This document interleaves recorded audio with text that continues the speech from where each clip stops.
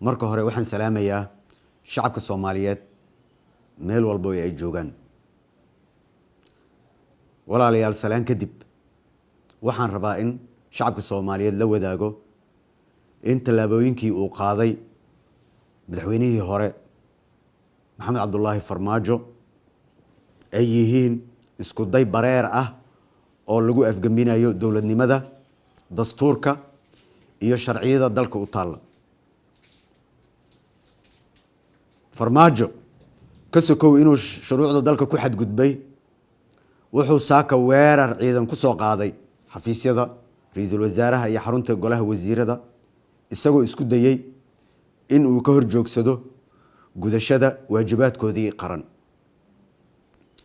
ujeedada uu ka leeyahay talaabooyinkan guracan ee sharciga baalmarsan waa in uu ku carqaladeeyo doorashada dalka ka socota, si uu xafiiska ugu sii joogo si sharci darro ah, si lamid ah isku daygii fashilmay ee bishii Abriil ee dalka lagu dumin rabay. haddaba maadaama uu madaxweynihii hore sida muuqata go'aan ku gaaray in uu burburiyo hay'adaha dawladda isaga oo aan haysan sharciyad, waxaa shacabka Soomaaliyeed u cadeynayaa in xukuumadda federaalka Soomaaliya oo gudanaysa waajibaadkeeda dastuuriga ah, gaar ahaan xilliga kala guurka ah, ay si buuxda mas'uul uga tahay hogaaminta iyo hagista dhammaan howlaha hay'adaha kala duwan ee qaranka. sidaa darteed waxaan farayaa dhammaan ciidamada qalabka sida in ay si toos ah uga amar qaataan xukuumadda xafiiska ra'iisul wasaaraha. cid kasta oo ka hor timaada amarkan waxaan si degdeg ah ula tiigsan doonaa hadduu alla idmo sharciga. Maxamed Cabdullaahi Farmaajo saan la wada socono waa musharax madaxweyne, waxba ugama duwana musharaxiinta kale ee xilkan u taagan. waxaan u cadeynayaa saa darteed musharax ayaa tahay, gees u istaag sida musharaxiintoo kale, kursigan u tartan. saa darteed ciidamada kama amar qaadan karaan, wax amar ah nama siin karo, maadaama uu doonayo in uu hay'adaha iyo awoodaha qaranka uga faa'iideysto musharaxnimadiisa kuna burburiyo dawladnimada haddii uu waayo dantiisa shakhsiga ah, taasoo ah waan booba ama waan banada. caqliga ha shaqeeyo Soomaaliyeed, ama saan rabo ha lee yeelo ama dalkan burburina iyadana ma shaqeynayso. waxaan mar kale shacabka Soomaaliyeed u xaqiijinayaa in ay iga go'an tahay in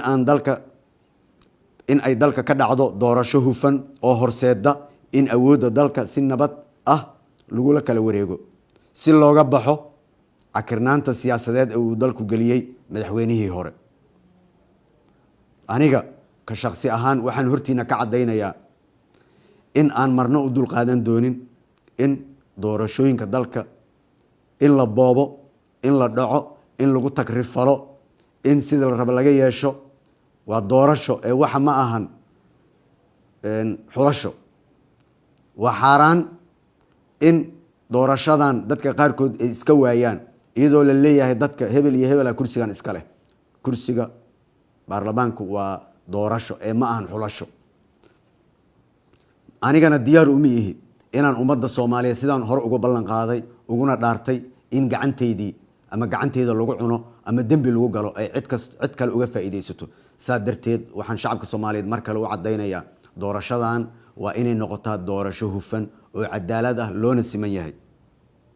guddiyada waxaan farayaa sida ugu dhaqsiyaha badan meelaha ay howlaha ka socota doorashooyinka inay u gutaan sida cadaaladda ku salaysan, doorashadan ay noqoto mid hufan.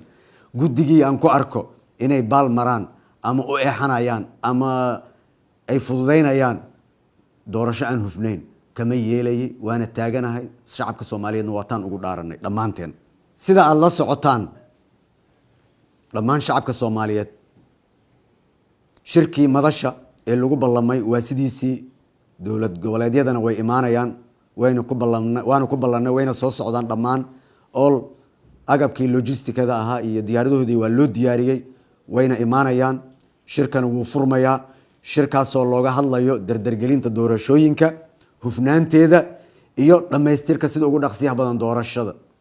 marka waxaan leeyahay shacabka Soomaaliyeed u sheegaya musharax kastana u sheegaya in iimaanka lagu qabo doorashadan waa aqoon isku dhiib, cidna kama yeelayno in kaligeed ay qoriga haysato.